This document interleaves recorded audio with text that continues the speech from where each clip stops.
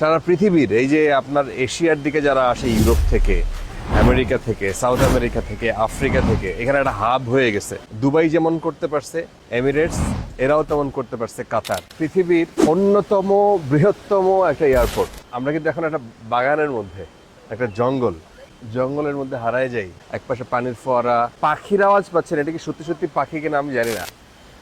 এটি হচ্ছে Hamad international airport, পৃথিবীর অন্যতম বৃহত্তম একটা এয়ারপোর্ট। 2014 সালে আনুষ্ঠানিকভাবে এর উদ্বোধন হয়। এই জন্য এখানে HIA-10 হামাদ ইন্টারন্যাশনাল এয়ারপোর্ট 10 বছরের পূর্তি।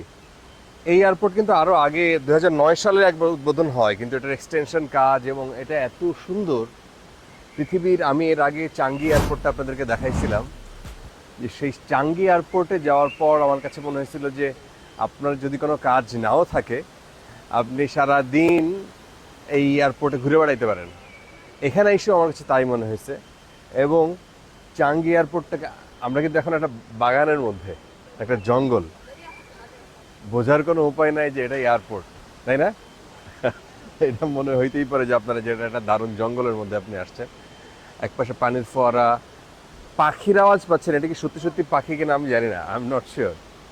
এটা মনে হচ্ছে যে পাখি, প্রজাপতি দেখা যাচ্ছে।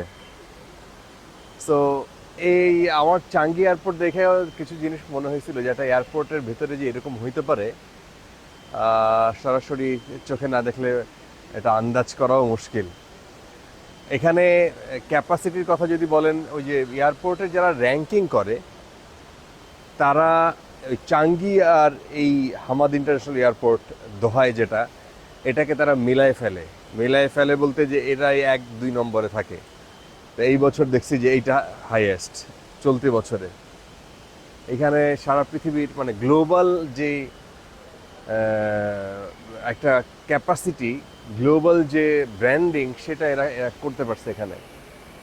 এখানে কাতার নিজেদেরকে এমন জায়গায় নিয়ে গেছে, এখানে ওয়ার্ল্ড কাপ যখন হয়েছিল তখন সারা পৃথিবীর মানুষ, এখানে সারা পৃথিবীর মানুষ ওয়ার্ল্ড কাপের সময় শুধু না, এখানেও আছে। মানে এয়ারপোর্ট সারা পৃথিবীর এই যে আপনার এশিয়ার দিকে যারা আসে ইউরোপ থেকে, আমেরিকা থেকে, সাউথ আমেরিকা থেকে, আফ্রিকা থেকে, এখানে একটা হাব হয়ে গেছে। দুবাই যেমন করতে পারছে, এমিরেটস এরাও তেমন করতে পারছে কাতার। তো এদের থেকে আমাদের শেখার বহু কিছু আছে। আমাদের এত এত রিসোর্স থাকা সত্ত্বেও আমরা যে কবে কি করব ঠিক নাই।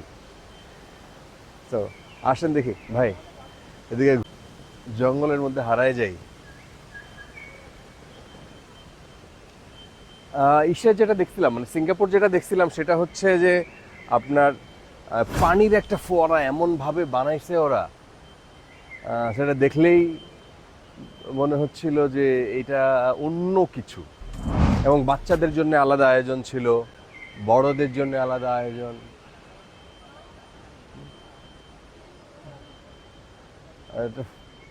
একটা ছবি তুলতেছে।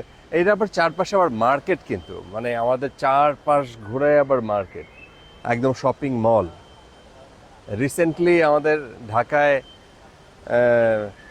আমরা তো এটা আমাদের শাহজালাল বিমানবন্দরের পাশে একটা মার্কেট দেখতেছিলাম, সেটা হচ্ছে প্রায়, আমার মনে হয় যে আমি ঢাকায় আসার পর থেকে দেখতেছি ওই মার্কেটটা হচ্ছে ফাইনালি কিছু একটা হয়েছে ওই মার্কেটে।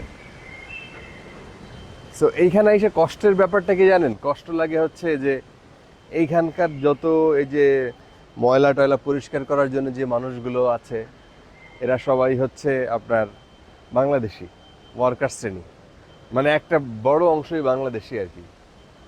সো আমাদের বাংলাদেশিদের এই টেকনিক্যাল নলেজ না থাকার কারণে, ক্যাপাসিটি তৈরি না হওয়ার কারণে তারা আসলে ভালো কাজগুলোর দিকে যাচ্ছে না। এবং ভালো কাজ বলতে যে দামি কাজ যেগুলো, সুপারভাইজার লেভেলের কাজ যেগুলো, এগুলোতে যাচ্ছে সব হচ্ছে আপনার ইন্ডিয়ানরা।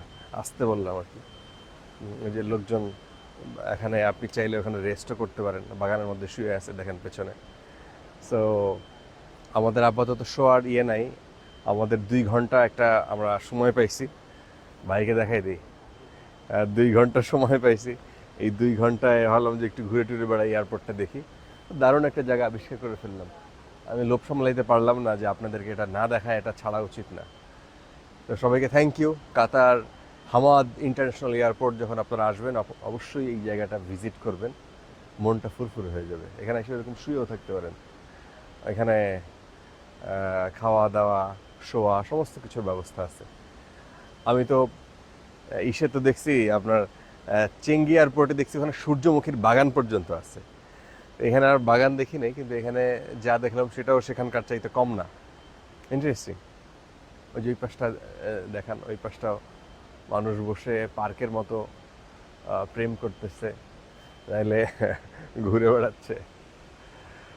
একটা রিল্যাক্সের জায়গা। শোনেন, নেচারের উপরে তো পৃথিবীতে আর কিছু নাই, বুঝছেন?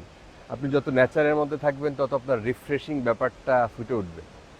পানি, এই যে পানির শব্দ, এটা কিন্তু নয়েজ লাগে না, এটা মজা লাগে যে পানির শব্দ, ঝর্ণার মতো কিছু একটা আসতেছে, পাখির শব্দ, কোনো মেশিন নাই, মেশিনের আওয়াজ নাই কিন্তু এখানে। যাক, থ্যাংক ইউ সবাইকে দোহা থেকে। আসসালামু আলাইকুম।